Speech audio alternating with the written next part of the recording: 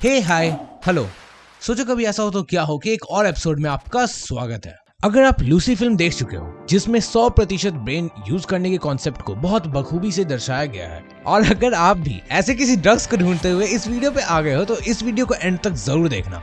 मैं इसमें बहुत कुछ क्लियर करने वाला हूँ। दोस्तों, हमारा दिमाग वैसे तो सिर्फ लगभग 1.5 किलो का होता है, पर इसी दिमाग की वजह से हम कई स्किल्स को सीख पाते हैं, नए नए खोज कर पाते हैं और कुछ बड़ा करने के लिए सपने देख पाते हैं। बेसिकली हमारे जन्म से लेकर मरने तक ये दिमाग हर वक्त काम करता रहता है।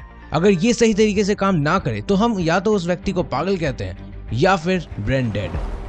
हम इंसान पृथ्वी पर सबसे इंटेलिजेंट स्पीशीज कहलाते हैं। अगर हम इतने ही इंटेलिजेंट हैं तो जो हम सोचते हैं उसे पूरा क्यों नहीं कर पाते? आखिर ऐसा क्या है जो हमें पेड़ों या जानवरों से बात करने से, टाइम ट्रेवल करने से या किसी और प्लेनेट को कॉलोनाइज करने से रोक रहा है? आखिर ऐसा क्या है जिससे हम अल्बर्ट आइंस्टीन, निकोला टेस्ला और लियोनार्डो दा विंची से अलग हैं? क्यों एक तरफ कुछ लोग मल्टी टैलेंटेड होते हैं और उनके मस्तिष्क में ज्यादा इंफॉर्मेशन स्टोर हो जाती है, और वहीं कुछ लोगों को एक ही चीज समझने में कई गुना ज्यादा वक्त लगता है? कुछ लोगों का मानना है कि ऐसा इसलिए है क्योंकि हम अपने ब्रेन का सिर्फ 10% ही यूज करते हैं। तो आखिर क्या है इसके पीछे का सच? हम अपने दिमाग का सिर्फ 10% ही इस्तेमाल करते हैं। ये कॉन्सेप्ट आखिर आया कहाँ से? कैसे आप अपने दिमाग को उसके मैक्सिमम पोटेंशियल तक इस्तेमाल कर सकते हो?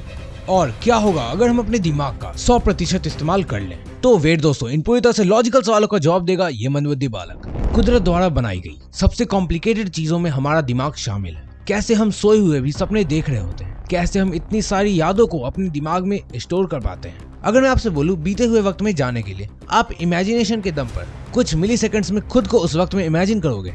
हमारा दिमाग क्या कुछ कर सकता है इसका हमें पूरी तरह से अंदाजा भी नहीं है। हम अपने दिमाग का सिर्फ 10% यूज करते हैं और हम बाकी 90% अभी तक अनलॉक भी नहीं कर पाए। यह बात 2014 में निकली लूसी फिल्म के बाद से कुछ ज्यादा ही प्रचलित हो गई।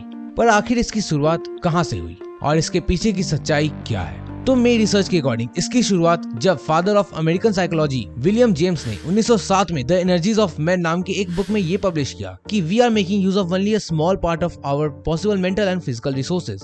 इसका मतलब ये है कि हम अपने पूरे दिमागी और शारीरिक क्षमता का एक छोटा हिस्सा इस्तेमाल में लाते हैं। और ये बात आग की तरह तब फैलनी शुरू हो गई जब 1936 में पब्लिश्ड डेल कार्नियज की किताब how to win friends and influence people में इसका जिक्र हुआ। इसकी 30 मिलियन से भी ज्यादा कॉपीज बिकी और इसके साथ ये किताब one of the best selling book of all time बन गई। लेकिन डेल कार्नियज ने इसमें 10% के आंकड़े को शामिल कर दिया। पर अब आप सोच रहे होंगे कि इन्होंने 10% ही क्यों मेंशन किया? Why not 4% और 15%? तो ऐसा मोस्ट प्रोबेबली एक कंफ्यूजन के कारण हुआ होगा। एक्चुअली हमारे दिमाग का सिर्फ 10% हिस्सा न्यूरॉन से बना है और बाकी 90% को सपोर्टिंग टिश्यू और ग्लियल सेल्स भी कहते हैं। इसको एक और चीज इंटरेस्टिंग बनाती है कि न्यूरॉन्स प्रिंसिपल के अकॉर्डिंग पहले ये माना जाता था कि सिर्फ न्यूरॉन्स ही फंक्शनल सेल्स होते हैं और ग्लियल सेल्स का कोई मेजर कंट्रीब्यूशन नहीं था। इंस्टेड ये सिर्फ सपोर्ट के लिए मौजूद थे और इस वजह से ही मोस्ट प्रोबेबली 10% का जिक्र हुआ। आज हमारे पास इंटरनेट है जिससे हम फैक्ट्स को इजीली क्रॉस चेक कर सकते हैं, पर उस वक्त ये बहुत मुश्किल काम था जिस वजह से लंबे वक्त तक इस कॉन्सेप्ट को फॉलो किया गया।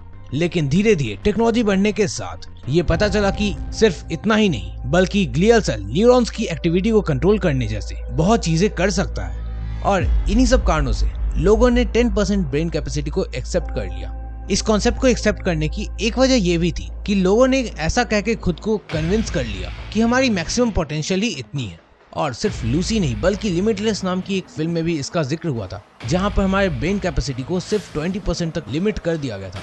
इन सब कारणों से इस अफवाह को हवा मिली और ये बातें फैलने लगी। और आज के वक्त में इस अफवाह को फैलाने में एक अच्छा खासा काम इंडिया में मौजूद फैक्ट्स चैनल का होता है, जिसमें ज्यादातर चैनल व्यूज के चक्कर में बिना प्रॉपर रिसर्च के वीडियोस बना डालते हैं।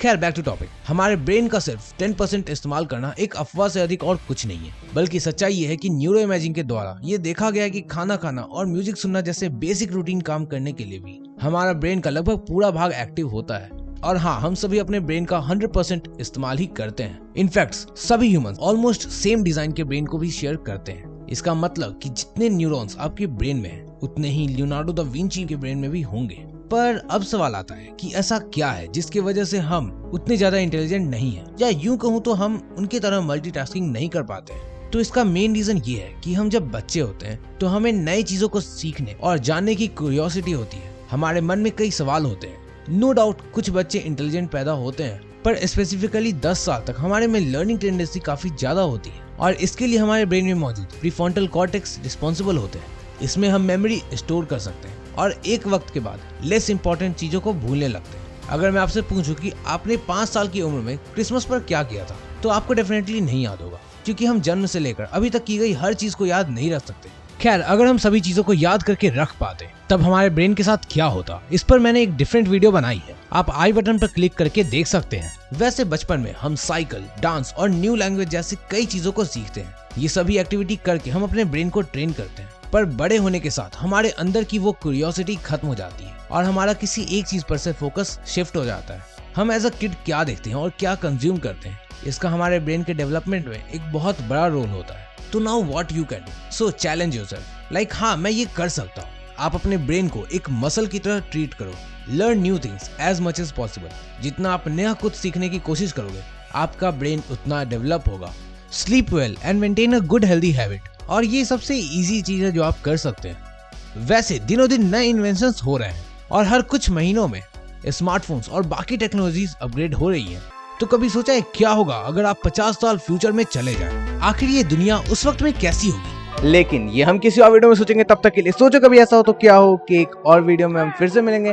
तुम लोग कहीं मत जाना, क्योंकि जाना वापस तो यहीं पे आना। और हाँ, मैं तो चला, सब्सक्राइब कर देना, ठीक है? बाय।